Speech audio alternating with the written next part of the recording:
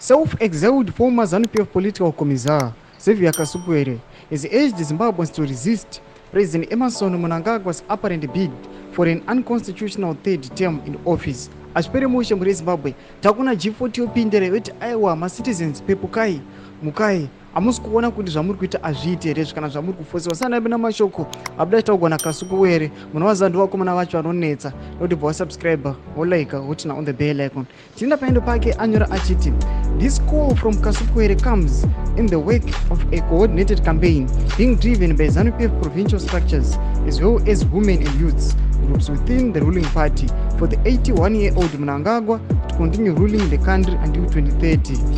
Mnangagwa, who has been in government since 1980, had previously announced that he would retire at the end of his current and final 5-year term, which is set to expire in 2028.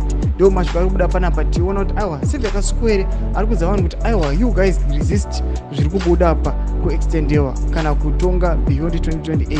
Mashwari ari kubuda achitogwa naXavier Kasupwere moza ndovakomana veG40 vamboshanda among this government ari political commissar vanoziva zvinhu zvinenge zvichiitika nekuti apa pari kuviolatiwa kana kuti hazvifavhi macitizens kana the national interest. Ari kuuya achieducata vanhu kuti aiwa vakomana resist this, munofanira kuti aiwa muvede kumwe kutonga kunenge kuri nani kana munhu achinge apedza timu yake ngakupinde mumwe. Tudze mafundo enyu muri kudii pamusoro pemashoko ake pina comment section medu.